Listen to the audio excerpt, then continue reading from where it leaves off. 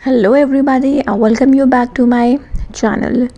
सो आज के वीडियो में we are going to understand the dynamic nature of law. जब भी हम किसी भी लॉ की स्टडी करते हैं या जब हम लॉ की स्टडी को एक्चुअल में स्टार्ट करते हैं, सबसे पहले हम एक बहुत ही इम्पॉर्टेंट फीचर के बारे में पढ़ते हैं about your laws. That is कि जो आपके लॉज होते हैं they are dynamic in nature. कहने का मतलब है कि ये कभी भी जो है स्टैगनेंट नहीं होते हैं, ये सेम नहीं रहते हैं हमेशा के लिए।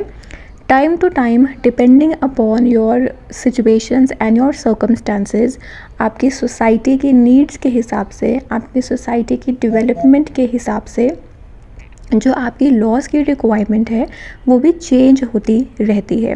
बिकॉज़ ये तो बहुत ऑब्वियस सी बात है दैट जब एक लॉ बनता है वो उस टाइम में जो प्रिवेलेंट आपके सर्कमस्टांसेस होते हैं, जो आपकी सराउंडिंग्स होती हैं सोसाइटी में, जो है किस तरीके के चीज़ें जो है वो चल रही हैं और किस पर्टिकुलर ऑब्जेक्टिव के को ध्यान में रख के या क्या ऑब्जेक्टिव अचीव करने के लिए हम एक लॉ को बेसिकली बनाते हैं, वो डिपेंड करता है।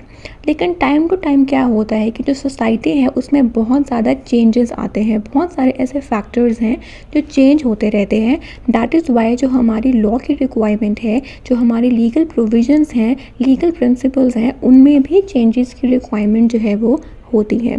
और ये बात तो हम सब जानते हैं दैट मोस्टली जो हमारे इम्पॉर्टेंट लॉज हैं, if you talk about the Indian evidence act देख लें, हम इंडियन कॉन्ट्रैक्ट एक्ट देख लें, जो हमारे प्रोसीजरल लॉज हैं भी CRPC और CPC, या फिर जो हमारा बहुत ही इम्पॉर्टेंट पीनल लॉ है इंडिया का which is Indian penal code, ये सारे ऐसे लॉज हैं जो आपके बहुत ही ज़्यादा पुराने टाइम के ड्राफ्टेड हैं। दैट इज़ जो ब्रिटिश एरा था, ब्रिटिशर्स थे, उनके टाइम के जो है ये लॉज हमारे ड्राफ्टेड हैं। सो कई बड़ी ऐसी प्रोविजंस हैं हमारे लॉज के बीच में जिनमें चेंजेस की रिक्वायरमेंट डेफिनेटली जो है वो आती है। तो इसी चीज़ को हम अंडरस्टैंड करेंगे in light of a very famous and a very very important judgement which has been passed by the Supreme Court of India। और ये जजमेंट है वो 2018 में पास की गई थी and that is Joseph Shine versus Union of India. अब ये जो आपकी जजमेंट है ये डील करती है with section 497 of Indian penal code and section 198 sub section 2 of your CRPC that is criminal procedure code. अब Joseph Shine versus Union of India के केस में जो आपका एपेक्स कोर्ट है उसने बेसिकली स्ट्रक डाउन कर दिया था सेक्शन 497 ऑफ IPC, जो आपका क्रिमिनलाइज करता था द ऑफेंस ऑफ एडल्ट्री। और इसके साथ साथ ही स्ट्रक डाउन हुआ था section 198 sub section 2 of CRPC, जो आपको ये बताता था कि 497 के ऑफेंस के अंदर कौन आपका एग्रीव्ड पर्सन होता है और एग्रीव्ड पर्सन ही जो है वो कोर्ट में कंप्लेंट फाइल कर सकते हैं। राइट अब देखिए जो हमारा जो Joseph Shine versus Union of India 2018 की जो जजमेंट दी गई है by the supreme court of India, ये जजमेंट जो है ये जो बेसिकली इशू है of the constitutional validity of section 497, ये जोसेफ शाइन से पहले भी जो है बहुत सारे केस लॉज में जो है वो रेस की गई थी। सुप्रीम कोर्ट में बहुत सारी पिटिशंस जो है वो फाइल की गई थी जिसमें बार बार जो है डिफरेंट ग्राउंड्स के बेसिस पे कॉन्स्टिट्यूशनलिटी जो है वो चैलेंज की गई थी ऑफ सेक्शन 497। अब हम डिस्कस करते हैं कुछ उनमें से इम्पॉर्टेंट जजमेंट्स जिसमें 497 को जो है रेस किया गया था, इसके अगेंस्ट क्वेश्चन रेस किए गए थे। लेकिन उन केसेस में जो सुप्रीम कोर्ट है, सो अब हम बेसिकली डिस्कस करेंगे एक टाइमलाइन ऑफ केसेस जिसमें हम 4 इम्पॉर्टेंट केसेस के बारे में पढ़ेंगे in brief and we will basically understand कि किस तरीके से जो है हमारे लॉज में जो है वो चेंजेस की रिक्वायरमेंट जो है वो होती हैं और अल्टीमेटली ऐसे क्या रीजंस थे, क्या ऐसे वजह थी जिसकी वजह से अल्टीमेटली सुप्रीम कोर्ट ने 497 एडल्ट्री को अनकॉन्स्टिट्यूशनल डिक्लेयर करते हुए इस सेक्शन को स्ट्रक डाउन जो है वो कर दिया है। जो सबसे पहला केस हमारे पास आता है वो बहुत ही लैंडमार्क और फेमस केस लॉ है, which is Yusuf Abdul Aziz versus state of Bombay 1954। अब ये जो आपका यूसुफ अब्दुल अजीज़ का जो आपका केस लॉ है, इसमें जो क्वेश्चन था कोर्ट के सामने वो ये रेस किया गया था कि जो आपका सेक्शन 497 है ऑफ आईपीसी, क्या ये कॉन्ट्रावीन करता है the provisions contained under article 14 and article 15 of the Indian constitution. Because article 14 जो है वो आपको प्रोवाइड करता है equality before law and equal protection of laws, और आर्टिकल 15 जो है वो कुछ ग्राउंड्स पे basically on the grounds of religion, race, caste, sex and place of birth, ये कहता है कि इन ग्राउंड्स पे आप कोई भी डिस्क्रिमिनेशंस जो है वो नहीं कर सकते हैं। तो यहाँ पे जब हम आर्टिकल 15 को रेफ़र कर रहे हैं तो we are basically referring to the discrimination which is made on the ground of sex. अब जब भी आप सेक्शन 497 को अगर आपने कभी डिटेल में स्टडी किया होगा तो उस सेक्शन में जो है बहुत सारे लूप होल्स हैं, राइट। बहुत सारी कंट्रोवर्सीज थी इस सेक्शन में, बहुत कंट्रोवर्शियल तरीके से जो है इस पर्टिकुलर सेक्शन को जो है वो ड्राफ्ट किया गया था। तो one by one will see कि वो क्या क्या कंट्रोवर्सीज थी। जो यूसुफ अब्दुल अजीज़ का केस लॉ था, इसमें ये बोला गया था कि अगर आप सेक्शन 497 को पढ़ते हैं तो जो एंड में जो है सेक्शन, उसमें ये लिखा गया है कि जब भी एक ऑफेंस ऑफ एडल्ट्री कमिट किया जाता है by a male, that basically means अगर एक एडल्ट्रस हस्बैंड है वो एक एडल्ट्री कमिट करता है, दैट इज़ वो इलिसिट रिलेशनशिप्स में एंटर करता है किसी और मैरिड वुमेन के साथ, दैट इज़ एक एडल्ट्रस वाइफ के साथ, तो उस केस में उस हस्बैंड को तो आप लाइबल ठहराते हैं for the offence of adultery, लेकिन जो आपकी वाइफ है, जो एडल्ट्रस वुमेन है जिसके साथ आप इंगेज हुए हैं, उसको आप लाइबल नहीं करते हैं। ना ही तो जो एडल्ट्रस विमेन है, जो एडल्ट्रस वाइफ है, नंबर 1 ना ही तो वो लाइबल होती है for the offence of adultery, आप उनको प्रोसिक्यूट नहीं कर सकते हैं ऑफेंस ऑफ एडल्ट्री के लिए। और दूसरा सेक्शन 497 क्लियरली ये बोलता था बेसिकली कि ना ही आप उस एडल्ट्रस वाइफ को लाइबल कर सकते हैं एज एन अबेटर। आपने अबेटमेंट का ऑफेंस तो देखा होगा, तो ये सेक्शन 497 कहता है। और इसी बेसिस पे जो है इस पर्टिकुलर सेक्शन की कॉन्स्टिट्यूशनलिटी को चैलेंज किया गया था कि आप जो है अगर एक एडल्ट्रस हस्बैंड को इतना लाइबल कर रहे हैं ऑफेंस के लिए, then why not the adulterous wife, जिस मैरिड वुमेन के साथ वो इंगेज हुआ है, जिस मैरिड वुमेन के साथ मिलके ऑफेंस ऑफ एडल्ट्री कमिट की गई है बाय अ हस्बैंड, आप उस मैरिड वुमेन को जो है क्यों नहीं लाइबल कर रहे हैं इवन एज एन अबेटर। और इस कंटेंशन को जो है रिबट करने के लिए जो ऑपोजिशन थी उन्होंने ये कहा था कि देखिए आर्टिकल 15 जो है ऑफ द कॉन्स्टिट्यूशन वो स्पेसिफिकली बोलती है कि आप कुछ डिस्क्रिमिनेशंस कर सकते हैं on the ground of sex also, gender के बेसिस पे you can definitely make discriminations, वो अलाउड हैं। और साथ ही साथ रिबटल उन्होंने ये कहा था कि जो आर्टिकल 15 क्लॉज 3 है वो स्पेसिफिकली एम्पावर करता है आपकी स्टेट को कि वो कोई भी स्पेशल लॉज बना सकते हैं, कोई भी स्पेशल प्रोविजंस क्रिएट कर सकते हैं in favour of the women. तो उसको ध्यान में रखते हुए सेक्शन 497 को जो है वो ड्राफ्ट किया गया है। बिकॉज सेक्शन 497 जब ड्राफ्ट किया गया था वो था 1860 में, तो 1860 के सिनेरियोज को ध्यान में रखते हुए, उस टाइम पे विमेन की पोजीशन को ध्यान में रखते हुए ये सेक्शन को ड्राफ्ट किया गया है। और हमारा मेन एम था कि हमने विमेन को प्रोटेक्ट करना है। और 15 क्लॉज 3 जो है कॉन्स्टिट्यूशन का वो भी आपको स्टेट को स्पेशली एम्पावर करता है।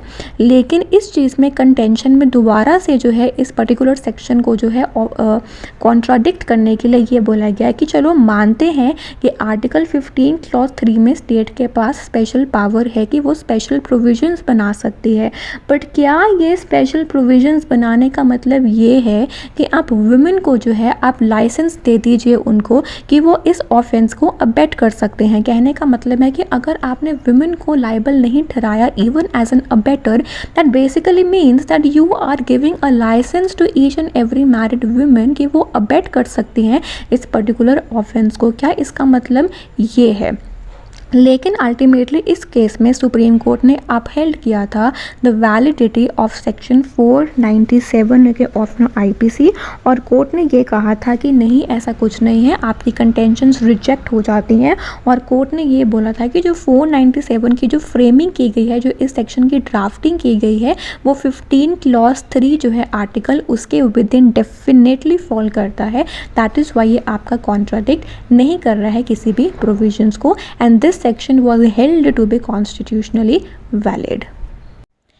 जो सेकेंड इम्पॉर्टेंट केस लॉ आया था जिसमें दोबारा से 497 को रेज किया गया था, इसको ऑब्जेक्ट किया गया था, वो था आपका Sowmithri Vishnu versus Union of India and another 1985।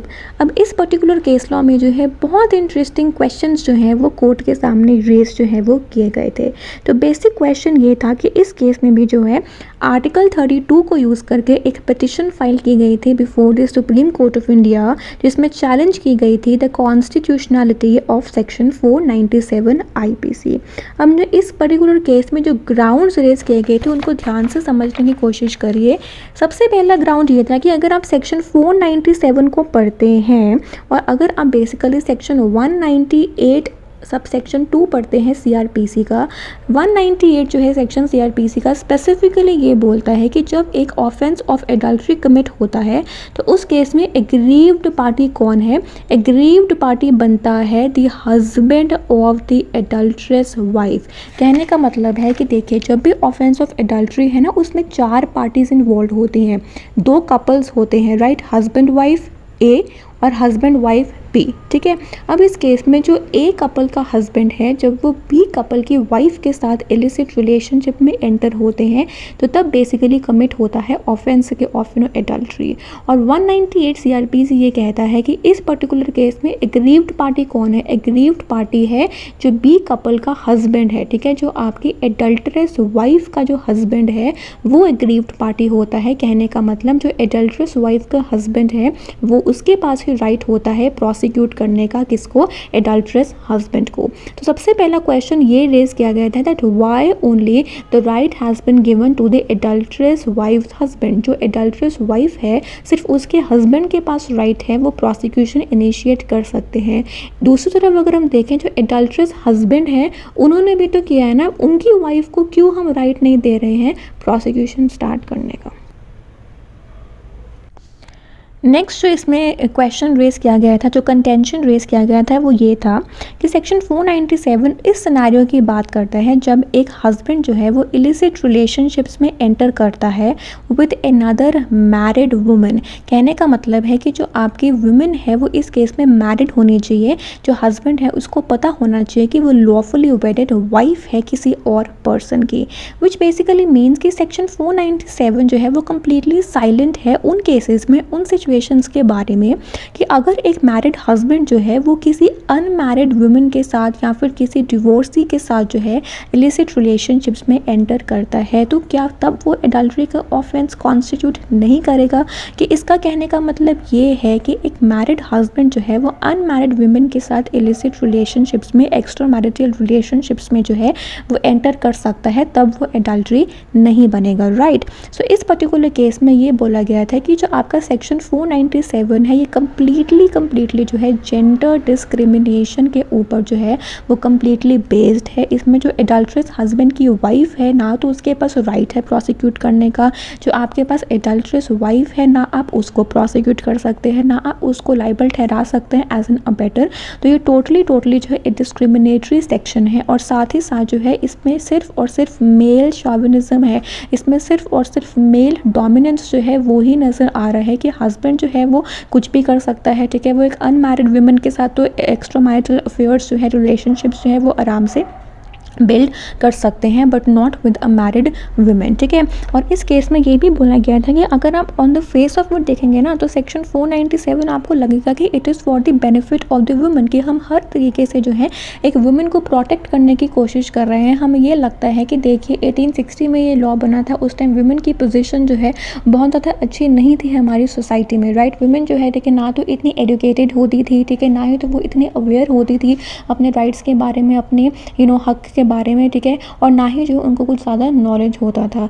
उस टाइम पे जो है उनको प्रोटेक्शन प्रोवाइड करना बहुत इंपॉर्टेंट था। दैट इज़ वाई हम ये मानते थे कि जो मैन है, ठीक है, वो बहुत ईजिली जो है वो इन्फ्लुएंस कर सकते हैं द विल ऑफ वुमेन, चाहे वो अगर स्पेशली अगर वो मैरिड है, राइट। तो दैट इज़ वाई हमने एक वाइफ को जो है एक मैरिड वुमेन को प्रोटेक्ट करने के लिए जो है इस सेक्शन को बनाया है, उसके बेनिफिट के लिए ही बनाया है। On the face of it तो यही लगता है, लेकिन अगर आप इस सेक्शन को जो है डिटेल में स्टडी करते हैं, इसके एनालिसिस करते हैं अच्छे से, तो तब आपको नजर आएगा कि ये कितना ज़्यादा डिस्क्रिमिनेटरी है। इसका सिर्फ एक ही पर्पस है जिसमें वुमेन को जो है वो जस्ट और जस्ट लाइक प्रॉपर्टी ट्रीट कर रहे हैं, किसकी, of the husband. Because section 497 में जो एक और बहुत डिस्क्रिमिनेटरी बात ये थी कि अगर ये जो आपका एडल्ट्री है, अगर ये जो इलिसिट रिलेशनशिप्स हैं, जो एक हस्बैंड है वो किसी और मैरिड वुमेन के हस्बैंड के कंसेंट के साथ बनाता है या फिर उसकी कनाइवेंस के साथ बनाता है, उनकी मिली भगत होती है, तो फिर एडल्ट्री नहीं होगी। देखिए कितनी ज़्यादा डिस्क्रिमिनेशन है इस केस में, राइट। कि अगर जो है उसने अगर एडल्ट्रस हस्बैंड जो है उसने इलिसिट रिलेशनशिप्स है, उसने एडल्ट्री कमिट करी है एक मैरिड वुमेन के साथ, एडल्ट्रस वाइफ के साथ अपनी खुद की मर्जी से, फिर तो उसने एडल्ट्री कमिट किया है। लेकिन अगर जो है उसी एडल्ट्रस वाइफ के हस्बैंड की परमिशन के साथ, उसके कंसेंट के साथ, उसकी कनाइवेंस के साथ अगर वो ऐसा करता है तो फिर एडल्ट्री नहीं बनेगी। This is such a discriminatory thing which has been framed by the legislatures, right. So इन सब चीज़ों को ही जो है इस पर्टिकुलर केस लॉ में चैलेंज किया गया था। अब इसके जवाब में सुप्रीम कोर्ट ने देखिए क्या बोला था। सबसे पहले सुप्रीम कोर्ट ने ये बोला था कि we cannot allow women to be seen as offenders, कि हम अलाउ नहीं कर सकते हैं कि वुमेन जो है वो एज ऑफेंडर्स नज़र आए। बिकॉज वही बात है कि सोसाइटी के मद्देनज़र रखते हुए जिस टाइम पे ये लॉ बना था उस टाइम डेफिनेटली सोसाइटी का सिनेरियो इस टाइप का था जिसमें वुमेन को जो है एज ऑफेंडर्स कभी भी नहीं देखा जाता था। तो सुप्रीम कोर्ट ने बोला कि कोई भी कॉन्स्टिट्यूशन की प्रोविज़न जो है वो इन्फ्रिंज नहीं हो रही हैं just by looking towards men as the offenders, right. दूसरा सुप्रीम कोर्ट ने इसमें ये कहा कि बहुत ही ज़्यादा कॉमनली एक्सेप्टेड नॉर्म है हमारी सोसाइटी में that man is the seducer and women is not the seducer, right. जैसे कि मैंने आपको भी बताया कि सिनेरियो उस टाइम का ऐसा था, सर्कमस्टांसेस हमारी सोसाइटी इस टाइप की थी कि उस टाइम पे सिचुएशन डेफिनेटली ये था कि एक वुमेन जो है किसी मैन को कभी सिड्यूस नहीं कर सकती है। It is always the man who is the seducer. That is why हमने सिर्फ और सिर्फ इसमें हस्बैंड को लाइबल बनाया है, उसको या प्रोसिक्यूट कर सकते हैं। वुमेन का इसमें कोई रोल जो हमने डेफिनेटली इंक्लूड नहीं किया गया। इसके साथ साथ ही सुप्रीम कोर्ट ने ये बोला दैट अगर आपको लगता है that with the passage of time ये जो आपकी पोजीशन है सोसाइटी में जिसमें हमने ये कहा था कि man is the only seducer and women is not, if you think that this particular situation has changed, right, अगर ये जो है ट्रांसफॉर्मेशन आ चुकी है सोसाइटी में, then it is the work of the legislature. जो लेजिस्लेचर है उनको इस चीज़ को ध्यान में लेना चाहिए and they are the one जिनको अल्टीमेटली अमेंडमेंट करना चाहिए सेक्शन 497 में, अगर उनको लगता है कि ट्रांसफॉर्मेशन जो है वो सोसाइटी में हो चुका है। We are here just to find out the validity of the laws, right? Next जो हमारा केस लॉ आया था that was V Revathi versus Union of India and others of 1988। अब इस केस में जो है बेसिकली ये हुआ था कि इस केस में ये कंटेंशन रेज किया गया था कि अगर हम सेक्शन 497 को पढ़ते हैं, हमने ये देखा है कि उस केस में जो एडल्ट्रेस वाइफ है उसके हस्बैंड के पास राइट होता है कि वो प्रोसिक्यूशन को इनिशिएट कर सकते हैं, लेकिन वो प्रोसिक्यूशन किसके अगेंस्ट स्टार्ट कर सकते हैं? Only and only against the adulteress husband, male के अगेंस्ट। वो अपनी खुद की वाइफ के अगेंस्ट जो है जो उसकी तरफ डिसलॉयल हुई है उसके अगेंस्ट वो प्रोसिक्यूशन स्टार्ट नहीं कर सकता। दूसरी तरफ जो आपके पास एडल्ट्रेस हस्बैंड है जो उसकी वाइफ है उसको तो राइट दिया ही नहीं गया है प्रोसिक्यूशन स्टार्ट करने का अपने हस्बैंड के अगेंस्ट जो कि कम्प्लीटली डिसलॉयल उसकी टुवर्ड्स हुआ है। तो ये बोला गया था कि चाहे आपने एक एडल्ट्रेस वाइफ के हस्बैंड को राइट नहीं देना है कि वो अपनी वाइफ को प्रोसिक्यूट करे, लेकिन आपको एक एडल्ट्रेस हस्बैंड की वाइफ को डेफिनेटली जो है वो राइट राइट देना चाहिए, उसको आप कैसे डिसेबल कर सकते हैं कि वो अपने हस्बैंड के अगेंस्ट जो है वो सूट फाइल प्रोसिक्यूशन स्टार्ट ना कर सके। तो इस केस में भी जो है सुप्रीम कोर्ट ने इसको रिजेक्ट करते हुए यही कहा था कि हम अलाउ नहीं कर सकते हैं एक हस्बैंड और वाइफ को कि वो क्रिमिनल वेपन्स जो है वो एक दूसरे के अगेंस्ट यूज़ करें और एक दूसरे को जो है वो जेल भेजें। हम ये कभी नहीं कर सकते हैं, लेजिस्लेचर और कॉन्स्टिट्यूशन भी हमारा जो है वो कभी अलाउ नहीं कर सकता है कि एक हस्बैंड जो है वो अपनी वाइफ के अगेंस्ट प्रोसिक्यूशन स्टार्ट करके उसको जेल में भेजे, या फिर एक वाइफ जो है अपने खुद के हस्बैंड के अगेंस्ट प्रोसिक्यूशन स्टार्ट करके जो है उसको जेल में भेजे। तभी हमने ये प्रोविजंस जो है इसमें नहीं दी गई है। दूसरा, सुप्रीम कोर्ट ने ये बोला कि जो सेक्शन 497 है जब उसको बनाया गया था, जो लेजिस्लेटिव इंटेंट है वो ये है that we have to punish the outsider. Outsider कहने का मतलब है कि वो इंसान जो एक अच्छे खासे मैट्रिमोनियल होम में, एक मैट्रिमोनियल टाई में जिसने एंटर किया है, जो बाहर से आया है, हमने उसको पनिश करना है। और अगर हम 1860 के हिसाब से चलें, जिस टाइम पे लॉ को बनाया गया था, या आउटसाइडर की पोजीशन किसके पास थी? सिर्फ और सिर्फ एक मैन के पास थी। एक मेल है वो ही आउटसाइडर की तरह एक्ट कर सकता था, बिकॉज वुमेन जो है वो तो कम्प्लीटली एम्पावर्ड नहीं थी, बिल्कुल भी डोमिनेटिंग पोजीशन में नहीं थी, वो तो बिल्कुल भी आउटसाइडर एक्ट कर ही नहीं सकती थी। दैट इज़ वाई हमने सिर्फ एक एडल्ट्रेस वाइफ के हस्बैंड को राइट दिया है कि वो प्रोसिक्यूशन कर सकता है एडल्ट्रेस हस्बैंड के अगेंस्ट, एक मेल के अगेंस्ट जो उसके मैट्रिमोनियल हाउस में एक आउटसाइडर है। लेकिन हम एक एडल्ट्रेस हस्बैंड की वाइफ को राइट नहीं दे सकते, बिकॉज उसकी मैट्रिमोनियल हाउस में आउटसाइडर कौन है? वो दूसरी लेडी है, वो एडल्ट्रेस वाइफ है, और वाइफ कभी आउटसाइडर जो है वो हो ही नहीं सकती, ठीक है, बिकॉज हमारी सोसाइटी में वाइफ की पोजीशन जो है वो कम है। तो सुप्रीम कोर्ट ने कहा था कि देखिए, हम यहाँ पे कोई अगेंस्ट हर नहीं जा रहे हैं, हम फेवर कर रहे हैं। ये तो उल्टा विमेन को फेवर करता हुआ लॉ है, ठीक है, कि एक आउटसाइडर है जो आपकी शादी में आ गया है, जिसने आपके मैट्रिमोनियल टाइज को खराब कर दिया है, आप उसके अगेंस्ट जो है वो सूट फाइल कर सकते हैं, राइट। सो अब हम देखते हैं कि आपका जोसेफ शाइन की केस में जो है अल्टीमेटली क्या हेल्ड हुआ था। सबसे पहले कोर्ट ने इस केस में ये हेल्ड किया था कि जो आपका सेक्शन 497 है वो एक प्री कॉन्स्टिट्यूशनल लॉ है। आपकी कॉन्स्टिट्यूशन फ्रेम होने से पहले जो है वो लॉ बन गया था इन 1860। दैट इज़ वाई इसकी कुछ ऐसी प्रोविजंस हैं जिनको आपको कॉन्स्टिट्यूशन के बेसिस के हिसाब से जो है इसको चेक करना पड़ेगा। अगर हम बात करते हैं आर्टिकल 14 की, आर्टिकल 14 ये कहता है कि equality before law and equal protection of law जो है आपने हर एक पर्सन को प्रोवाइड करनी है। अगर आप एक एडल्ट्रेस वाइफ के हस्बैंड को एग्रीव्ड पार्टी बना रहे हो, तो फिर आप उसमें एडल्ट्रेस हस्बैंड की वाइफ को जो है एडल्ट्रेस मैन की वाइफ है उसको क्यों एग्रीव्ड पार्टी नहीं बना रहे हो? बिकॉज उसके साथ भी तो उतना ही हुआ है जितना हस्बैंड, एग्रीव्ड हस्बैंड के साथ होता है, राइट। देखिए, जो सेक्शन आर्टिकल 14 है वो डेफिनेटली जो है वो आपको अलाउ करता है कि आप रीजनेबल क्लासिफिकेशंस जो है वो कर सकते हैं, लेकिन उसका बहुत ही इंपॉर्टेंट प्रिंसिपल है कि वो जो क्लासिफिकेशन है वो आपकी इंटेलिजिबल डिफरेंशिया के ऊपर बेस्ड होनी चाहिए। कहने का मतलब है कि आपका एक उस क्लासिफिकेशन को करने के पीछे कोई रैशनल होना चाहिए, कुछ ऑब्जेक्टिव होना चाहिए। आप अल्टीमेटली क्या पर्पस है आपका, आप क्या ऑब्जेक्टिव ऑब्टेन करना चाहते हो, उसके साथ एक नेक्सस एस्टैब्लिश करना जो है बहुत इंपॉर्टेंट है। अगर हम सेक्शन 497 की बात करते हैं तो इसमें दो तरह की क्लासिफिकेशंस जो है वो की गई हैं। पहली क्लासिफिकेशन ये कहती है कि जो आपका एडल्ट्रस वुमेन है उसका जो हस्बैंड है सिर्फ वो ही जो है एग्रीव्ड पर्सन कंसिडर किया गया है, सिर्फ उसके पास ही राइट है प्रोसिक्यूशन इनिशिएट करने का। जो एडल्ट्रस मैन की जो वाइफ है उसके पास राइट नहीं है।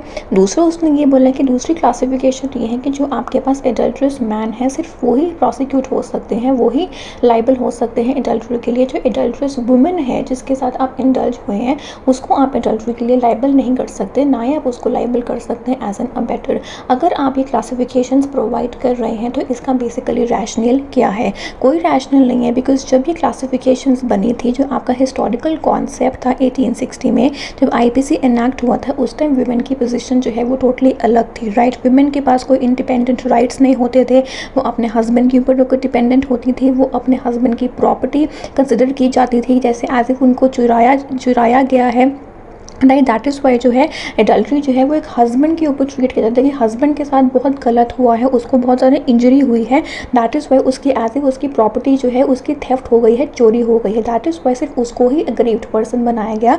लेकिन ये जो आपके कॉन्सेप्ट्स हैं, जो क्लासिफिकेशंस हैं, ये आजकल के टाइम में बिल्कुल भी रेलिवेंट जो है वो नहीं है, बिल्कुल भी वैलिड जो है वो नहीं मानी गई हैं, राइट। बिकॉज आजकल टाइम जो है वो चेंज हो चुका है, now time has change, now with the passage of time women जो है, ठीक है, वो बहुत ज़्यादा एडवांस हो चुकी चुकी हैं, ये जो आपके रीजंस हैं वो आउटडेटेड हो चुके हैं, डिस्क्रिमिनेटरी हो चुके हैं, जो आपकी एजुकेशन है वो बदल चुकी है, एम्पावरमेंट जो है वो हो चुकी है, डेवलपमेंट हो चुकी है, सिविल पॉलिटिकल राइट्स में सोशल इकोनॉमिक कंडीशंस जो हैं वो चेंज हो चुका है। दैट इज़ वाई जो आपका बैकग्राउंड है जिसके बेसिस पे सेक्शन 497 बेस्ड है वो कम्प्लीटली इरेलीवेंट है, वो आजकल की कंटेम्प्रेरी सोसाइटी में जो है वो बिल्कुल भी वैलिडली नहीं चल सकता है, right.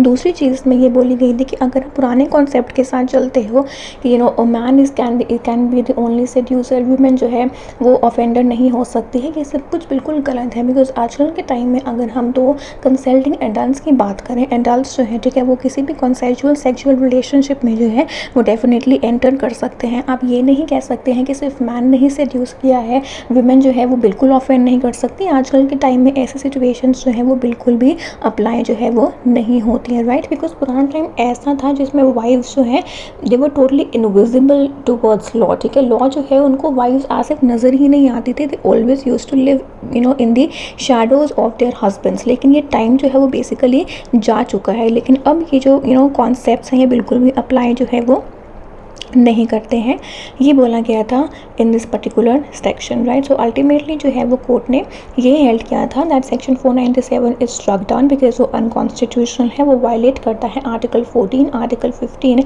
And also article 21 of the constitution. How it violates article 21 because article 21 is right to life and personal liberty, ठीक है। इसमें जो है स्टेट की इंटरवेंशन जो है हम नहीं कर सकते, ये आपकी खुद की मर्जी है। तो कंसेंटिंग एडल्ट्स हैं, ठीक है, they want to enter into a sexual relationship, वो उनकी खुद की मर्जी है, ठीक है। बिकॉज अगर स्टेट की इंटरवेंशन आपने करनी होती है तो कुछ पैरामीटर्स होते हैं, आपको नीड देखनी होती है, आपको लीगैलिटी देखनी होती है कि स्टेट इंटरवेंशन की क्या नीड है, क्या उसकी लीगैलिटी है। लेकिन इस केस में अभी स्टेट की इंटरवेंशन की कोई रिक्वायरमेंट जो है वो नहीं नज़र आती है। So section 497 was struck down as unconstitutional.